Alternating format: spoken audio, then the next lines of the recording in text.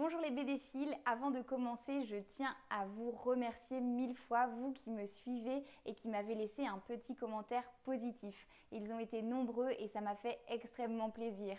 Je remercie également ceux qui ont laissé un commentaire plus mitigé mais néanmoins constructif. Sachez que je prends en compte toutes les critiques et j'espère que vous constaterez au fil des vidéos une amélioration. Pour ma part, je continue à tourner avec plaisir et avec passion. Aujourd'hui, nous allons parler des BD qui nous font du bien. Vous savez, ces lectures dont on ressort avec un sourire aux lèvres et le cœur apaisé.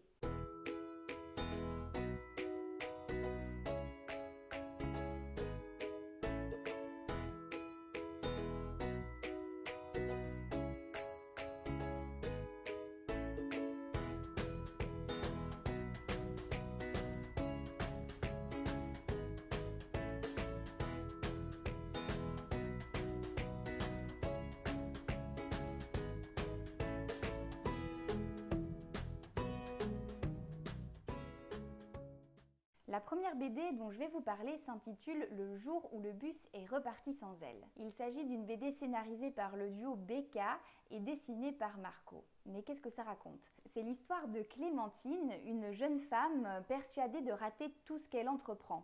Dès les premières pages, on suit ses galères, ses petits échecs quotidiens qui la frustrent énormément. Jusqu'au jour où elle se donne une dernière chance en s'inscrivant à un séminaire de méditation. Lors d'un arrêt au milieu de nulle part, Clémentine réalise que le bus est reparti sans elle. Ce dernier coup du sort va achever de la déprimer et pourtant, c'est l'occasion d'une rencontre inoubliable qui va bouleverser sa vie. Le jour où le bus est reparti sans elle, c'est le cadeau parfait à recevoir ou à offrir. Pourquoi? D'abord parce qu'on s'identifie très bien au personnage de Clémentine. Je pense qu'on a tous dans notre vie très envie de conjuguer parfaitement la vie familiale, la vie sociale, nos sports, nos passions, tout ça en 24 heures, un job qui nous plaît. Et en fait, on a la sensation que ça nous submerge et souvent qu'on arrive à pas grand-chose. Et peut-être que Clémentine a des choses à nous apprendre. Cet album, ce n'est certainement pas des recettes toutes faites, des conseils à suivre point par point pour avoir la vie parfaite. Non, pas du tout. Moi, ça me donne la sensation d'un grand bol d'air frais. On respire avec cette BD, elle nous fait du bien par sa simplicité. L'histoire est ponctuée de petits récits plein d'optimisme qui sont tirés de la sagesse populaire. L'histoire de Clémentine nous rappelle qu'au jour le jour, des petits bonheurs s'offrent à nous et que parfois il suffit d'apprendre à les attraper au vol.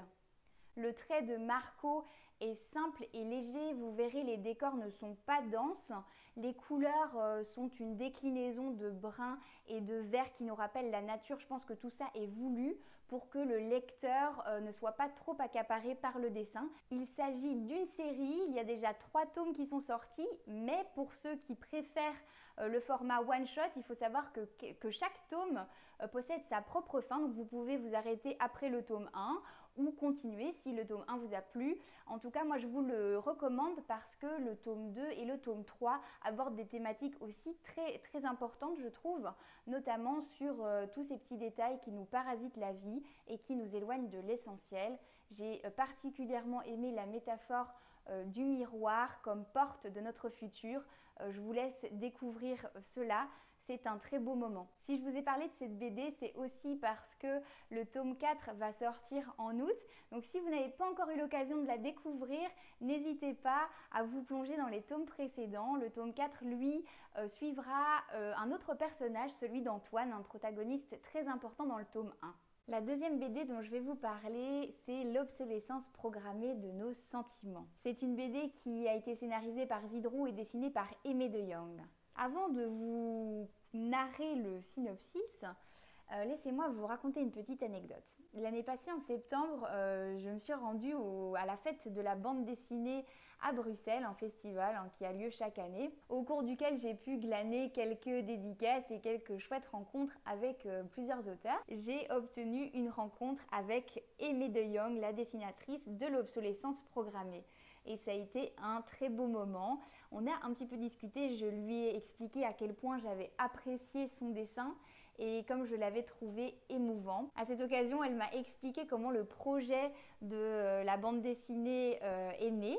Et en fait, c'est une très belle histoire puisque Zidrou ne lui a pas donné un scénario tout fait. Zidrou l'a contacté et lui a demandé pour quelle histoire elle voudrait dessiner, qu'est-ce qui lui plairait. Et tout simplement, le scénario est né comme cela. Zidrou a écrit spécifiquement pour elle.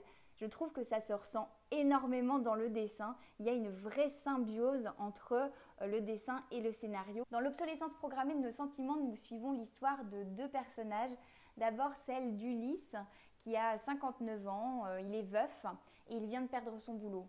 Cet événement lui fait prendre conscience à quel point il se sent vieux, inutile et seul, très très seul. En parallèle, on suit l'histoire de Méditerranée. Elle a 61 ans, elle est célibataire, elle n'a jamais eu d'enfant et elle vient de perdre sa maman. Pour elle aussi, cet événement lui fait prendre conscience de sa solitude, de sa vieillesse et de sa tristesse. Pourtant, le hasard va faire en sorte que le chemin de Méditerranée et d'Ulysse se croisent, ce qui va occasionner une grande et belle histoire d'amour. L'obsolescence programmée de nos sentiments, c'est un récit plein d'espoir qui allie un zeste d'humour, un brin d'amertume, mais surtout beaucoup d'amour. J'ai trouvé ce one-shot éblouissant de tendresse. C'est un vrai hymne à la vie. Bref, avec tous ces termes élogieux, vous aurez compris que pour moi, c'est un vrai coup de cœur. Je vous l'avais dit, j'ai adoré le dessin de Aimé De Jong. Ce qui m'a particulièrement plu, c'est la mise en scène des corps. Ils n'ont pas eu peur, Zidrou et Aimé De Jong, de montrer les corps d'Ulysse et de Méditerranée complètement nus, avec leur fragilité et leur vieillesse tout simplement. Il y a une scène qui est très touchante, celle où Méditerranée se regarde dans un miroir, elle est nue, et ensuite la BD fait un gros plan sur une pomme qui se trouve sur l'armoire à côté d'elle, complètement flétrie. Je vous montre également deux doubles pages somptueuses qui mettent en scène le premier rapport physique entre Ulysse et Méditerranée. Elles sont très touchantes, c'est à la fois doux et sensuel. La dessinatrice a fait le choix de changer le ton de ses couleurs, tout en brun, en nuances de brun, de beige, pour ce moment-là en particulier, et ça rend un effet vraiment magique. Je vais vous parler très rapidement de la troisième bande dessinée que vous voyez ici, Les Vieux Fourneaux. Je ne vais pas m'attarder sur la bande dessinée parce que je pense que beaucoup d'entre vous la connaissent déjà. Néanmoins, je ne peux pas m'empêcher de parler des Vieux Fourneaux quand il s'agit de citer les BD qui nous font du bien. Cette BD de Lupano et de Koei nous raconte l'histoire de trois septuagénaires, Antoine, Mimile et Pierrot, qui sont des amis d'enfance. Ils se retrouvent au début du récit à l'occasion d'un événement malheureux, celui de l'enterrement de la femme d'Antoine. Après l'enterrement, Antoine va découvrir que sa femme le trompait. Elle le trompait avec son patron il y a 50 ans, un patron qu'il détestait du plus profond de son cœur. Il n'écoute que la rage qu'il monte en lui, il attrape sa carabine et il se lance dans une course effrénée pour retrouver son patron. Ses amis Mimile, Pierrot et la petite fille d'Antoine se lancent à sa poursuite pour l'empêcher de commettre l'irréparable. Si je vous parle de cette BD en particulier, c'est parce que c'est une des BD qui m'a fait le plus rire. Elle m'a fait rire même aux éclats, c'est rare et ça fait beaucoup de bien, je trouve qu'on ne rigole pas assez. Mais voilà, Les Vieux Fourneaux pour moi c'est un indispensable. Et puis surtout Lupano pour moi est un des plus grands scénaristes de la bande dessinée. C'est sûr, je vous ferai une vidéo qui parlera de ces BD beaucoup moins connus et qui ont été pour moi de réels coups de cœur. En plus de nous faire rire, Lupano n'est jamais manichéen avec ses personnages. Ils ne sont jamais ni tout noirs ni tout blancs. En fait, ils sont humains comme nous tous. Ils ont leurs bons et leurs mauvais côtés. Et c'est vrai que les personnages d'Antoine, Mimile et Pierrot sont extrêmement attachants. Voilà, c'est déjà la fin de cette vidéo. J'espère qu'elle vous aura plu. En tout cas, n'hésitez pas à vous abonner ici en dessous pour être tenu au courant de la suite des événements. Je tiens à remercier une personne en particulier, il s'agit de Jean. Jean, si tu passes par là, merci pour tes conseils, pour ton aide. Tout ça m'a été très précieux, je t'en remercie. Je vous dis à très bientôt pour la prochaine vidéo dont je vous donne déjà le thème. Il s'agit d'une rétrospective sur Florence Magnin, une auteure et une dessinatrice qui m'ont fait découvrir et aimer la bande dessinée.